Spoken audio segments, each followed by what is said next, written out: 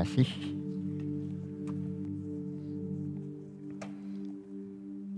Puji Tuhan ya. Shalom. Selamat pagi Bapak Ibu Saudara. Nggak terasa ya. Perasaan baru kemarin kita mengakhiri tahun 2023. Lalu masuk di tahun baru ini. Sekarang kita udah ada di minggu ketiga lagi. Sungguh waktu itu berjalan begitu cepat. Kadang saya berpikir gimana ngejar waktu. Nggak bisa. Waktu itu jalan terus. Ya. Tema firman Tuhan pagi ini adalah dibangun di dalam Dia. Ya. Build up in Him. Tapi untuk itu kita akan berdoa dulu. Bapa, di dalam nama Tuhan Yesus kami mengucap syukur dan terima kasih Tuhan. Kalau pagi ini kami boleh kembali bersama-sama beribadah di tempat ini. Kami boleh bersama-sama memuji dan memuliakan nama Tuhan.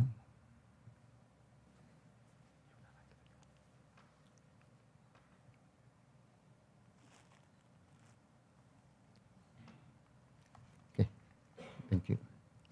Terima kasih. Saudara Leo.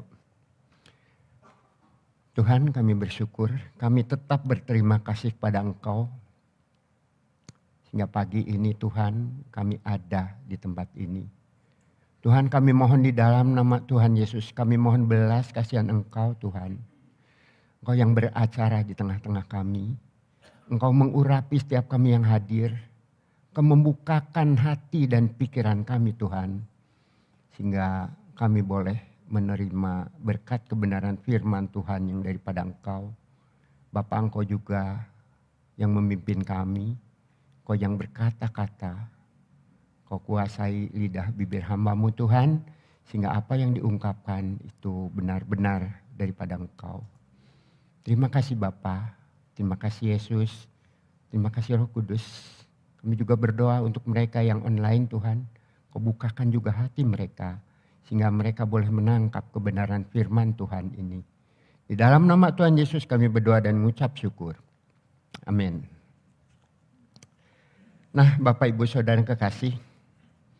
Pagi ini ada banyak ayat-ayat firman Tuhan yang akan kita baca. Tentunya ayat-ayat yang sudah sering dipampangkan ya di layar ini. Namun untuk menghormati firman Tuhan saya akan mengundang Bapak Ibu Saudara untuk bangkit berdiri. Kita akan baca dulu ayat-ayatnya ya. Kita mulai dari Kolose 2 ayat 6 sampai 7. Kita akan sama-sama baca. Ayat yang ke-6, 2, 3. Kamu telah menerima Kristus Yesus Tuhan kita, karena itu hendaklah hidupmu di dalam Dia. Ayat 7. Hendaklah kamu berakar di dalam Dia dan dibangun di atas Dia. Hendaklah kamu bertambah teguh dalam iman yang telah diajarkan kepadamu. Dan hendaklah hatimu melimpah dengan syukur. Kita lanjutkan dengan Kisah Para Rasul 20 ayat 32. Ya. Dan sekarang aku menyerahkan kamu kepada Tuhan dan kepada firman kasih karunia-Nya yang berkuasa membangun kamu dan menganugerahkan kepada kamu bagian yang ditentukan bagi semua orang yang telah dikuduskannya. Kemudian satu lagi, 1 Korintus 3 ayat 10 sampai 11. Mulai ayat 10, 2, 3. Sesuai dengan kasih karunia Allah yang dianugerahkan kepadaku, aku sebagai seorang ahli bangunan yang cakap telah meletakkan dasar dan orang lain membangun terus di atasnya. Tetapi tiap-tiap orang harus memperhatikan bagaimana ia harus membangun di atasnya. 11. Seorang pun yang dapat meletakkan dasar lain daripada dasar yang diletakkan, yaitu Yesus Kristus. Amin. Silakan duduk. Terima kasih. Yang berbahagia adalah mereka yang membaca dan mendengar firman Tuhan dan melakukannya dalam kegiatan sehari-hari. Nah Bapak Ibu Saudara yang kekasih, jika kita memperhatikan materi firman Tuhan sebulan ini, itu sesungguhnya itu adalah satu penyampaian firman Tuhan atau khotbah yang berseri. Ya.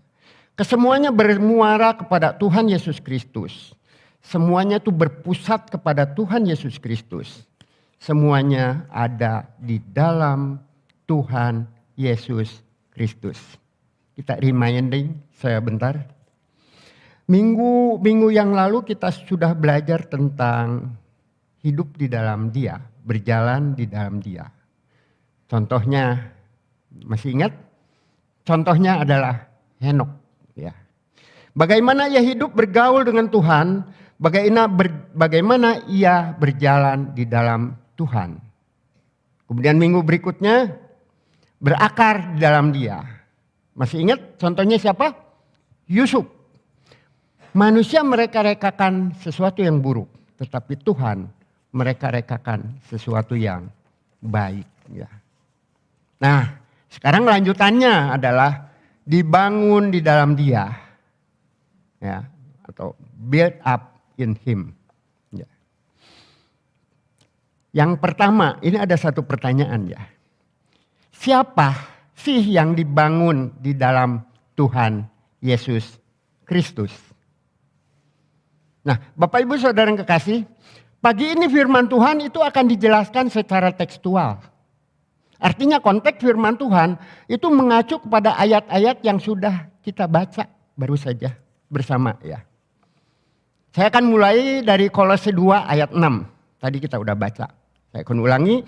Kamu telah menerima Kristus Yesus Tuhan kita.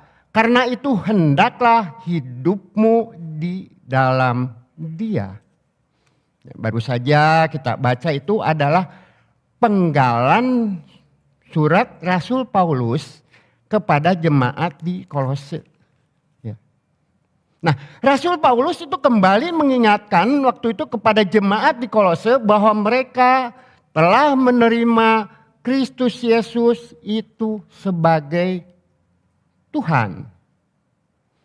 Artinya jemaat di Kolose itu bukan jemaat biasa yang belum mengenal atau belum mengerti tentang Tuhan Yesus. Sebab mereka telah menerima Yesus Kristus sebagai Tuhan. Ya. Tapi ini jemaat di Kolose masih membutuhkan bimbingan dan arahan firman Tuhan agar iman mereka itu kepada Tuhan Yesus terus bertumbuh dan dibangunkan. Nah, seperti pagi ini juga firman Tuhan itu tidak sedang ditujukan kepada orang-orang yang sama sekali belum pernah mendengar Tuhan Yesus Kristus. Tetapi ditujukan kepada mereka yang ingin terus-menerus dibangun di dalam Tuhan Yesus Kristus.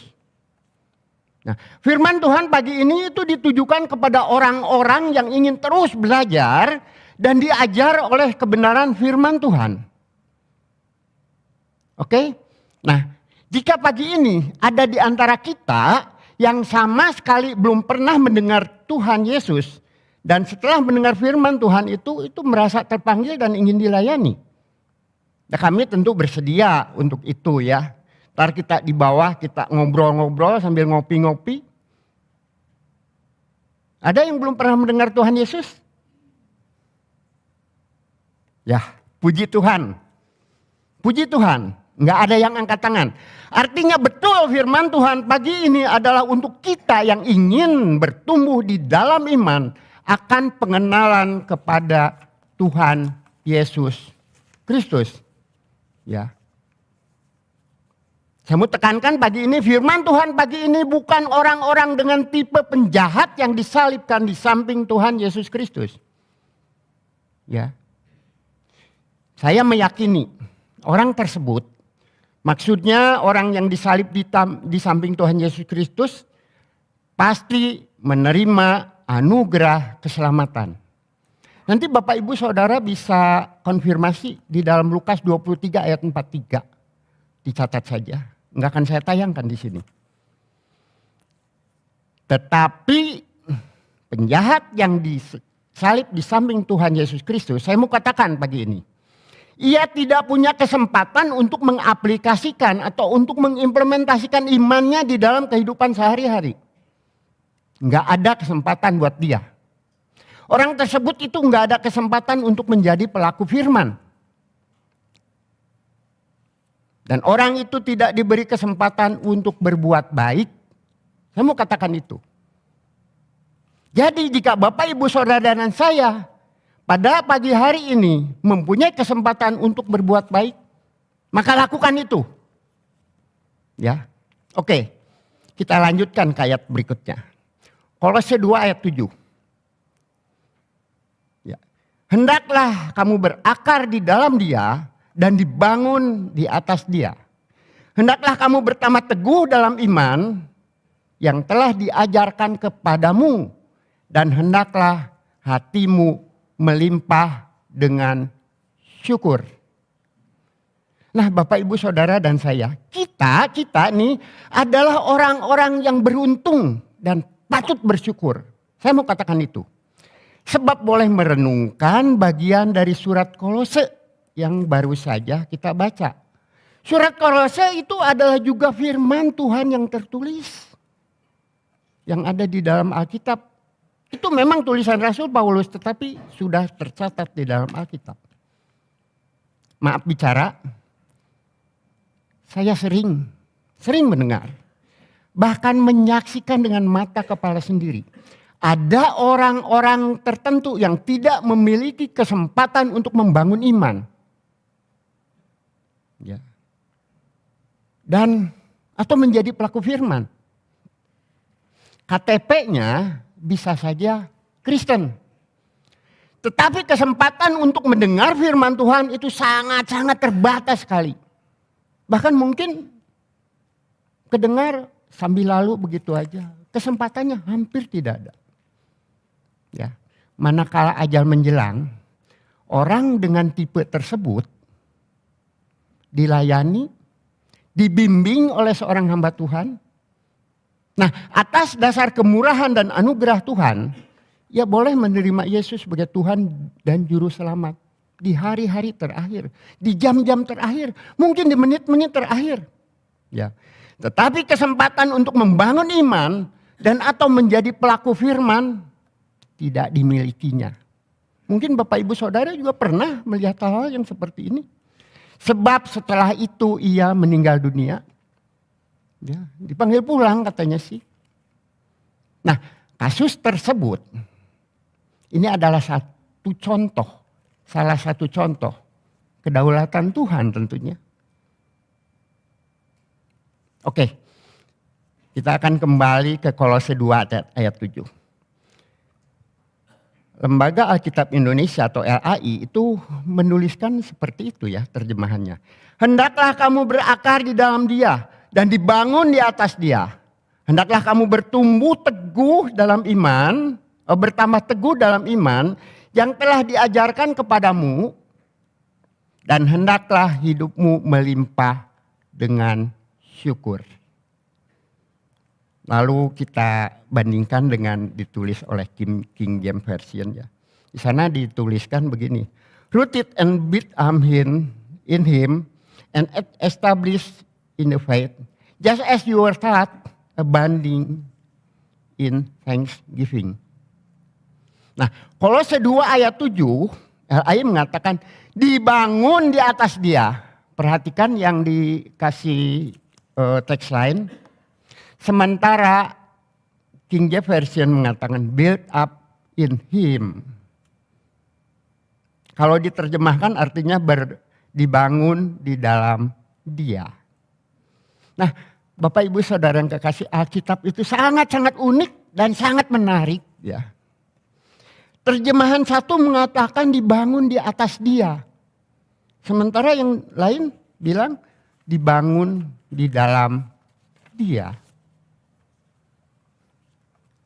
Ada beda ya sedikit. Mari kita perhatikan. Ada sedikit rasa penasaran di hati ini. Ketika saya lihat di atas dengan di dalam kan beda.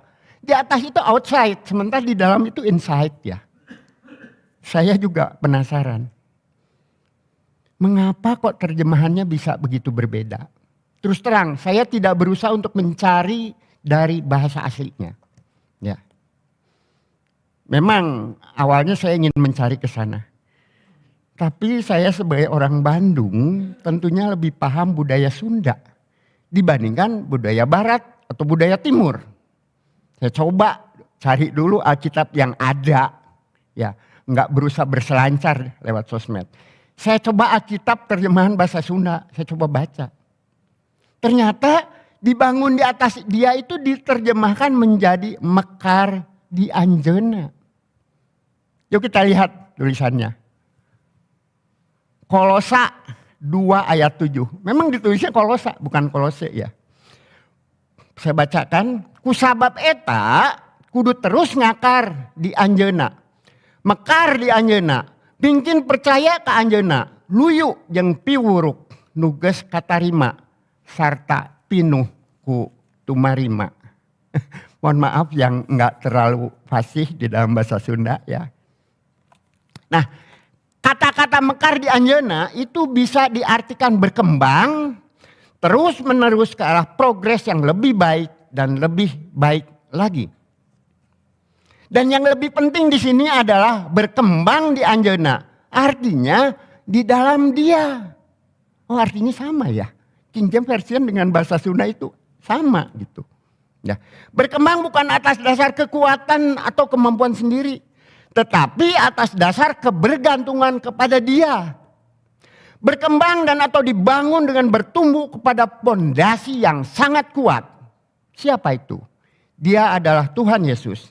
Sang batu karang yang teguh. Nah, Bapak Ibu Saudara yang kekasih, sebagai orang Kristen, ya, yang mau belajar dan terus menggali kebenaran firman Tuhan, jika menemukan terjemahan Alkitab yang seakan-akan nampak berbeda antara satu dengan yang lain, kita nggak perlu bingung. Terlebih menghakimi. Jika menemukan hal demikian, seringkali kita suka mengatakan, entah diungkapkan di mimbar ini, atau lewat sesama, atau di hati ini. Dengan mengatakan terjemahan yang satu betul, dan yang lainnya salah. Atau sebaliknya. Ya, saya ingin mengingatkan. Itu ada kalanya firman Tuhan itu tidak bisa diartikan secara letterlah. Secara huruf per huruf. Secara kata per kata. Kita harus memahaminya dengan cara membaca seluruh perikopnya. Dan konteks kronologisnya pada pasal atau ayat yang lain. Baru kita bisa mengerti. Yuk kita telusuri. Kisah Para Rasul 20 ayat 32. Dan sekarang aku menyerahkan kamu kepada Tuhan. Dan kepada firman kasih karunia-Nya. Yang berkuasa membangun kamu. Dan menganugerahkan kepada kamu bagian yang ditentukan bagi semua orang yang telah dikuduskannya. Ayat di atas adalah pernyataan Rasul Paulus kepada para penatua Efesus. Waktu itu, kronologi singkatnya begini. Waktu itu dengan sengaja Rasul Paulus mengundang mereka ke kota Miletus. Nanti Bapak Ibu Saudara boleh konfirmasi. Di mana waktu itu Paulus singgah. Sebab setelah itu Paulus melanjutkan perjalanannya ke Yerusalem untuk hari raya Pentakosta. Nah, dalam pertemuannya dengan para penatua, Rasul Paulus itu mulai mengevaluasi kembali masa-masa ketika Rasul Paulus melayani para jemaat di sana. Dengan bercucuran keringat, bahkan bercucuran air mata. Bahkan ia sempat mengalami pencobaan, hampir saja ia kehilangan nyawa. Ketika ia bersaksi kepada orang-orang Yahudi dan Yunani, agar mereka bertobat dan percaya kepada Tuhan Yesus. Nah, Bapak Ibu Saudara yang kekasih, walaupun Paulus nyaris kehilangan nyawa, Rasul Paulus itu juga tetap menyatakan bahwa ia tidak akan pernah berhenti memberitakan Injil kasih karunia. Hingga ia bisa mencapai garis akhir, katanya begitu. mencapai garis akhir pelayanan yang ditugaskan oleh Tuhan Yesus Kristus kepadanya. Luar biasa, semangat sekali. Itu yang memberi semangat ketika saya coba mempersiapkan ini. Ternyata memberitakan Injil tuh nggak ada batasnya. Sampai titik akhir, pokoknya beritakan aja terus. Apapun, bagaimanapun caranya, beritakan. Nanti Roh Kudus yang akan berbicara di dalam hati setiap orang. Nah, Bapak Ibu Saudara yang kekasih, di sisi lain, ya, Rasul Paulus menasehati para penatua Efesus agar tetap berjaga-jaga. Jadi bukan hanya memberitakan, agar tetap berjaga-jaga sambil tentu ya menjaga kawanan domba Allah yang dipercayakan kepada mereka. Jadi bukan kawanan domba Allah itu bukan hanya dipercayakan kepada Rasul Paulus. Dikatakan kepada mereka semua. Ya. Sebab apa? Bukan tidak mungkin serigala-serigala buas. Maksudnya di sini nabi-nabi palsu akan menyerang kawanan domba Allah. Ya. Saya tidak ingin menasihati Bapak Ibu Saudara yang kekasih untuk tetap berjaga-jaga. Tetapi Rasul Paulus menasehati kepada jemaat di Efesus seperti itu. Sebab itu tertulis di Alkitab, artinya bukan untuk mereka, termasuk untuk kita juga yang sudah mengenal Yesus sebagai Tuhan dan Juru Selamat, agar tetap berjaga-jaga, hati-hati. Ya. Karena hari-hari ini ketika kita berselancar di sosmed, kita banyak menyaksikan lewat media nabi-nabi palsu lewat tulisannya. Mereka giat mempengaruhi anak-anak Tuhan dan menyusup ke dalam gereja. Yang saya maksud gereja ini bukan gedung, tapi menyusup ke gereja universal, yaitu anak-anak Tuhan. Tentunya dengan berbagai cara yang sangat-sangat memukau. Oke? Yuk kita kembali kepada firman Tuhan, Kisah Para Rasul 20 ayat 32 tadi.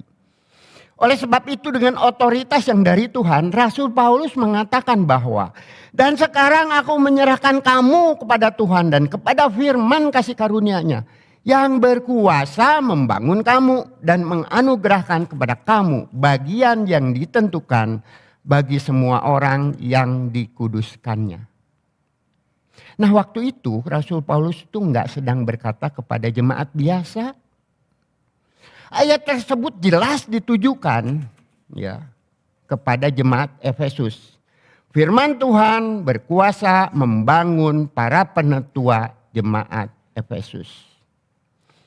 Bapak Ibu Saudara yang kekasih, jika waktu itu firman Tuhan berkuasa membangun para penatua jemaat Efesus, maka hari ini itu kuasa yang sama sanggup membangun Bapak Ibu Saudara dan saya untuk tetap tinggal di dalam kasih karunia Tuhan. Saya mau katakan, peganglah kebenaran firman Tuhan dari sumber yang jelas. Alkitab merupakan firman Tuhan yang tertulis. Dengan rutin membaca Alkitab, iman kita boleh senantiasa dibangun di dalam Dia. Saya tidak ingin bertanya di sini siapa yang rutin membaca Alkitab, enggak. Tapi membaca Alkitab dengan rutin, itu saya mau pastikan, pasti iman kita terbangun. Karena di Alkitab itu sangat kaya sekali ya kata-kata dari firman Tuhan. Oke, kita lanjutkan yang kedua. Membangun jemaat Kristus. 1 Korintus 3 ayat 10 mengatakan demikian. Sesuai dengan kasih karunia Allah yang dianugerahkan kepadaku, aku sebagai seorang ahli bangunan yang cakap telah meletakkan dasar dan orang lain membangun terus di atasnya. Tetapi tiap-tiap orang harus memperhatikan bagaimana ia harus membangun di atasnya. Nah, jika memperhatikan ayat tersebut, saya jadi teringat seseorang itu beberapa dekade yang lalu. Ya. Waktu itu ia masih bekerja di pabrik konstruksi baja dan mesin. Nah, ada 2 jenis pekerjaan yang sedang ditangani. Yang pertama adalah merakit mesin pres dengan kapasitas lebih kurang 200 ton. Yang lainnya dia juga sedang membangun antena menara Yagi. Ya waktu itu lagi musim ya, antena Yagi setinggi 24 meter. Untuk mengerjakan mesin dan konstruksi menara, baginya itu nggak ada masalah yang signifikan. Ya. Tapi giliran membuat pondasi, kalau Mas Pras bilang weleh-weleh, terus terang dia nggak mengerti. Sebab pekerjaan teknik sipil itu bukan keahliannya. Bingung buat dia. Tapi si bos, pimpinan perusahaan itu tuh nggak mau bayar orang lain yang bisa mengerjakan pondasi. Padahal biasanya untuk bagian tersebut itu selalu panggil ahlinya. Tapi waktu itu nggak tahu gimana ya. Nah, setelah diskusi sama si bos, akhirnya ia tetap ditugaskan untuk mengerjakan pondasinya juga. Ya sebagai bawahan tentunya walaupun sulit, tugas itu tetap dikerjakan. Nah dari kasus tersebut, ada satu yang membuat saya sangat mengapresiasi sosok pimpinan seperti si bos itu. Dia berkata bahwa apapun yang dilakukan untuk menyelesaikan tugas dan pekerjaan, maka si boslah yang bertanggung jawab. Dan betul, apa yang dikatakan si bos itu bukan hanya omdo katanya, bukan hanya omong doang. Nah singkat cerita proses tersebut, proyek tersebut itu bisa diselesaikan dengan baik. Ya. Selanjutnya orang tersebut mendapatkan promosi naik jabatan. Nah ada sedikit catatan yang perlu sampaikan di sini. Nggak banyak yang tahu, ternyata dari saku pribadinya si bos, ia mengeluarkan banyak biaya. Diberikan secara gratis, khusus untuk mengupgrade orang tersebut agar bisa menangani proyek secara menyeluruh. Ya, saya pikir ini adalah semacam kasih karunia atau anugerah. Ya.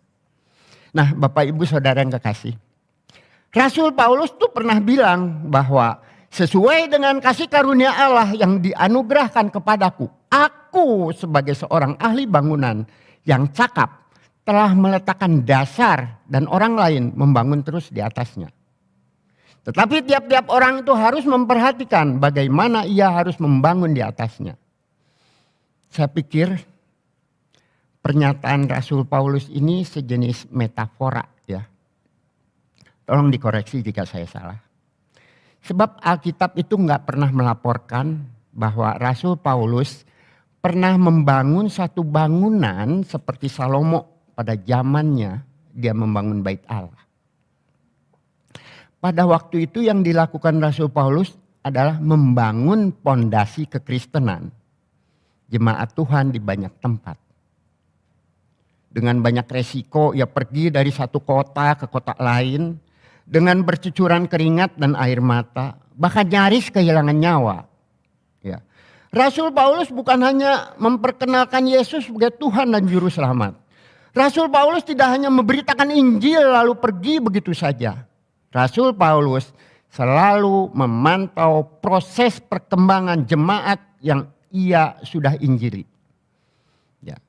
Dalam hal membangun jemaat Tuhan, ya, manakala ia ada di dalam penjara pun Rasul Paulus itu tidak ada henti-hentinya menulis surat kiriman ke berbagai jemaat di tempat yang udah ia injili.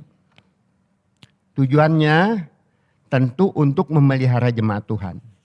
Dan hubungannya antara jemaat yang satu dengan jemaat yang lain. Nah Bapak, Ibu, Saudara dan saya bisa mencontoh prinsip yang dilakukan oleh Rasul Paulus. Yang ketiga, dibangun di dalam Tuhan Yesus Kristus. 1 Korintus 3 ayat 11 mengatakan seperti ini.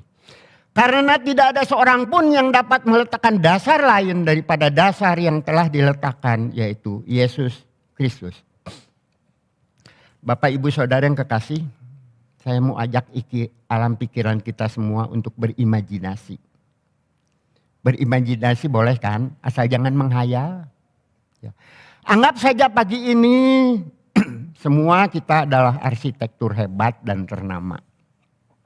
Silahkan masing-masing berimajinasi sendiri karena saya tidak akan kasih gambarnya ya. Menurut apa yang pernah Anda lihat atau alami pada waktu-waktu yang lalu. Boleh memikirkan bangunan yang sangat sederhana sekali. Boleh memikirkan bangunan yang sederhana tentunya di atasnya. Meningkat ke bangunan rumah yang lebih permanen. Ya, seperti bangunan mewah 1 lantai. Bangunan mewah 2 lantai.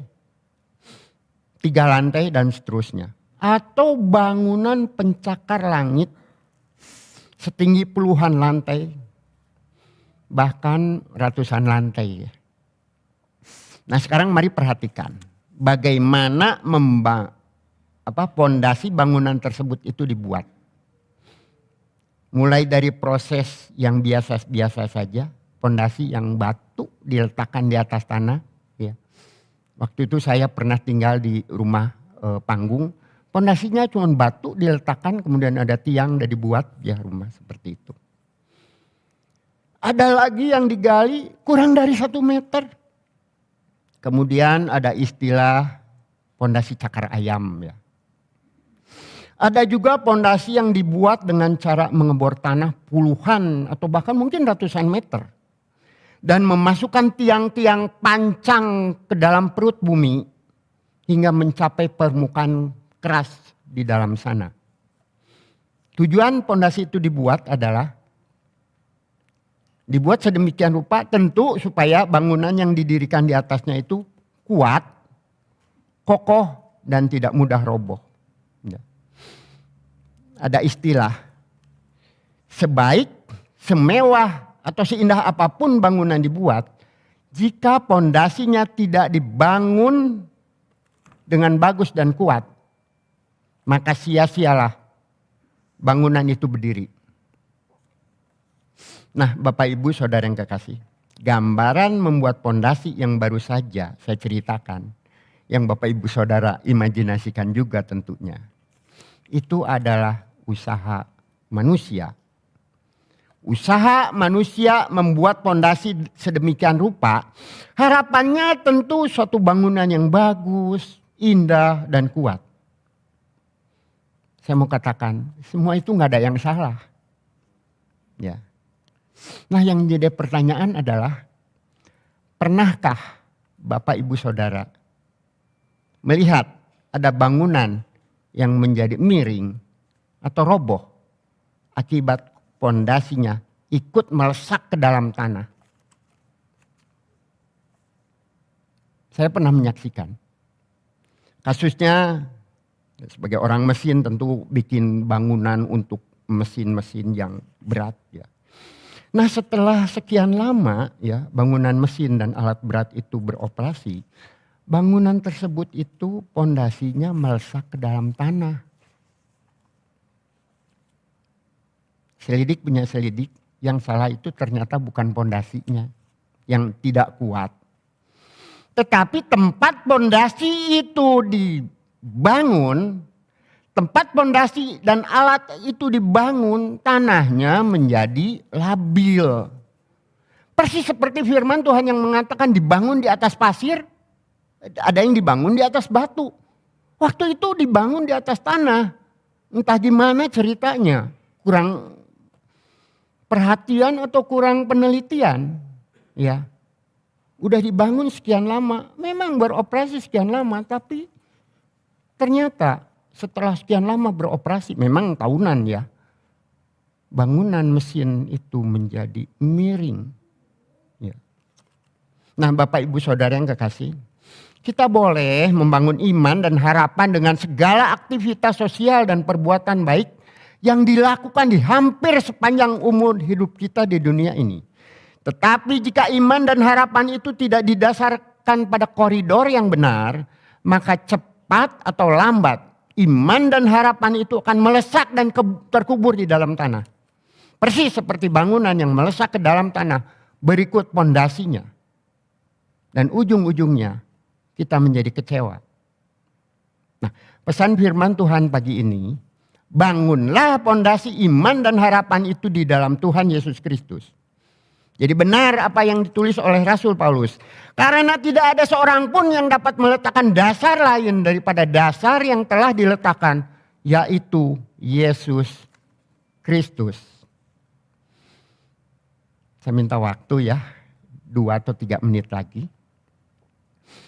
Firman Tuhan pagi ini akan saya tutup dengan satu kisah nyata singkat.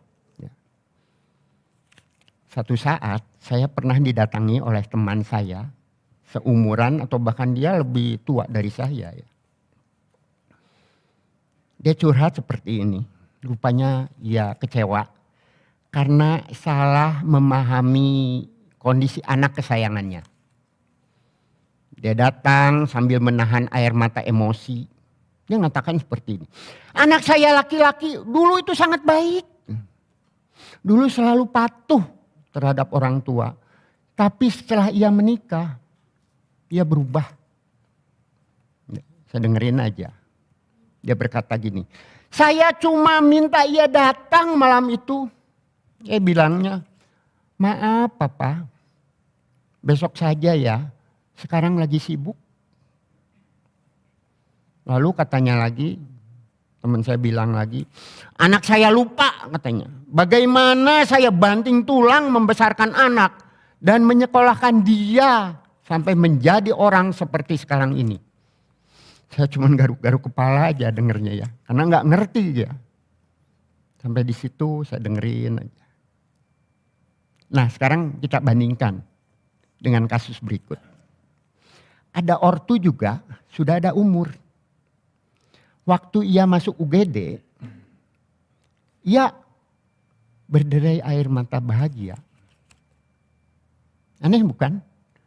Sakit, masuk UGD, tapi dia berderai air mata bahagia. Kenapa? Karena ia menerima telepon dari anaknya yang dari luar. Ya. Mengatakan seperti ini, Papa maaf.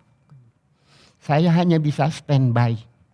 Saya belum bisa datang sebab masih sibuk.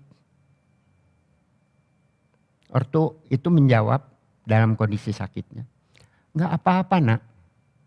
Puji Tuhan. Selesaikan dulu pekerjaanmu. Papa bersyukur pada Tuhan. Semua baik-baik saja kok. God bless you. Ya, dia bilang gitu. Sekarang kita lihat. Teman saya yang satu itu marah-marah sambil berderai air mata emosi. Ia membangun pondisi harapan pada dasar yang salah. Meletakkan pondisi bangunan iman hanya pada egonya sendiri. Maka ujung-ujungnya ia menjadi kecewa. Sementara ortu yang lain ia berderai air mata bahagia. Dalam keadaan sakit pun ia mampu bersyukur kepada Tuhan. Dan mengucapkan berkat Tuhan. Sebab ia membangun pondasi iman dan harapan pada dasar yang benar di dalam Kristus. Padahal kalau kita perhatikan, kedua orang tua tersebut sama-sama gak bisa bertemu dengan anak kesayangannya pada saat yang ia butuhkan. Namun responnya berbeda. Nah Bapak Ibu Saudara yang kekasih, mau pilih yang mana? Mari, build up in Jesus Christ. Amin. Waktu dan tempat saya kembalikan kepada Bapak Gembala. Ya, terima kasih atas firman-Nya. Saudara tahu fondasi itu tidak kelihatan, betul nggak? Kalau orang memuji suatu bangunan selalu yang kelihatan. Tapi justru yang tidak kelihatan itulah itu yang paling penting bagi hidup kita. Akar tidak kelihatan, saudara. Buah kelihatan. Tapi fondasi itu penting. Bukankah ada orang yang membangun di atas dasar pasir dan satu lagi di atas batu karang yang teguh. Jadi saudara, dasarkan hidup kita kepada sesuatu yang tidak pernah bergoyang, yaitu dasar Yesus Kristus. Iman kita letakkan pada Yesus Kristus. Dan pada suatu saat, meskipun bangunan kita angin ribut menerpa, dia akan tetap kuat karena mempunyai dasar di atas Yesus Kristus. Amin. Saudara, saya bangkit berdiri dan kita masuk ke dalam doa. Bapa kami yang ada di surga, seringkali yang kita perhatikan adalah yang kelihatan. Kita kurang memperhatikan fondasi, dasar yang semuanya berdasarkan fondasi itu. Dan biarlah kita letakkan iman kita letakkan kehidupan kita di atas dasar yang teguh, yaitu batu karang yang teguh. Sehingga hidup kami akan teguh. Bagaimanapun angin topan kehidupan menerpa kita, kita tetap berdiri karena dasar fondasi kita adalah Yesus Kristus, yaitu batu karang yang teguh. Terima kasih Tuhan, terima kasih Kau tambahkan hikmat pada Pak Chin Beng sehingga hidupnya menjadi berkat bagi sekelilingnya, bagi keluarganya, bagi sekitarnya ya Tuhan. Dan biarlah Coach Chin Beng bisa menjadi benar-benar menjadi garam dan terang dunia. Terima kasih Tuhan, terima kasih. Kami akhiri ibadah ini dengan penuh rasa syukur hanya dalam satu nama, Yesus Kristus, Juru Selamat dan Penebus kami yang hidup. Dan sekarang saudara, kiranya berkat dari Allah Bapa, kasih karunia, damai sejahtera dan sukacita daripada Tuhan Yesus dan persekutuannya Roh Kudus menyertai saudara-saudara dari pagi hari ini sampai Maranatha, kedatangan Tuhan Yesus yang kedua kali. Amin.